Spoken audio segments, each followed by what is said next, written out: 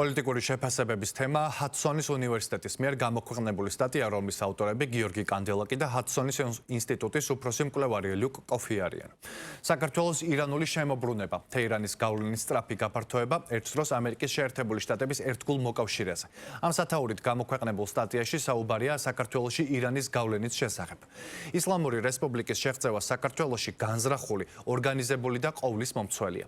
ის განსაკუთრებით ქვეყნის ეთნიკურ აზერბაიჯანელ შიიტ უმცირესობაზეა ფოკუსირებული, რომლებიც ძირითადად ქვემო ქართლის რეგიონში ცხოვრობენ. ირანი ამ თემს დიდი ხანია სტრატეგიულ სამიზნედ მიიჩნევს და მათზე სხვადასხვა მექანიზმებით ახდენს გავლენას. პირველი შემთხვევა არ არის, როდესაც ჩვენ ხედავთ კონკრეტულ ადამიანებს ქვეყნის წინააღმდეგ რთულ საქმიანობაში არიან შემჩნეული.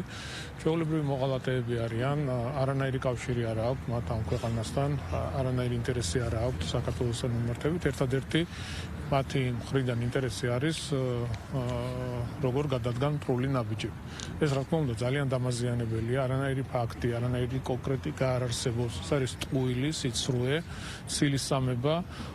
მე გუშინაც მკითხეს სხვადასხვა განცხადებებზე და იმ მოცემულობაში, რაც დღეს ხდება რეგიონში, ახლო აღმოსავლეთში და ზოგადად მსოფლიოში თუ რამდენად დაძაბული და რთული ვითარება არის, ამ ტიპის განცხადებები არის ქვეყნის წინააღმდეგ მტრული საქმიანობა. საქართველოს დღეს არის საინფორმაციო ომის ფარგლებში, იმ ფიზიკური დაპირისპირების გაგრძელება, რასაც ჩვენ ხედავთ მათ შორის ამ რეგიონში, გეოპოლიტიკური დაპირისპირებების საინფორმაციო განზომილებას და სწორედ ამ საინფორმაციო ომის ერთ-ერთ სამიზნე დღეს არის ამორჩეული საქართველო.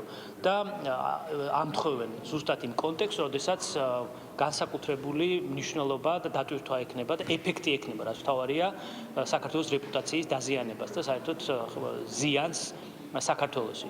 რა თქმა უნდა, ამაზეა გამიზნული, რომ მაქსიმალურად დააზიანოს საქართველოს რეპუტაცია ამერიკის თუ დასავლური საზოგადოების ფარგლებში, სრულიად აიგნორებენ იმ საფრთხეებს და გამოწვევებს, რაც საქართველოს აქვს ამ რეგიონში და ამ ფონზე კიდევ ერთხელ ეს არის საინფორმაციო შეტევა, დივერსიული შეტევა საქართველოზე. გიორგი კანდელაკი ვიცით ვინც არის? ეს არის ადამიანი, რომელიც დადიოდა სხვადასხვა ევროპული ინსტიტუციის და არა მხოლოდ ევროპული ინსტიტუციის დერეფნებში, კარდაკარ და ცდილობდა როგორმე დაეზიანებინა ჩვენი ქვეყნის ინტერესები. ზუსტად იგივეს აგრძელებს ახლას და იგი ერთ-ერთი ჩვეულებრივი ჭანჭიკია, რომელიც თავის პატრონის და პატრონების ხელში საქართველოზე თავდასხმისთვის გამოიყენება.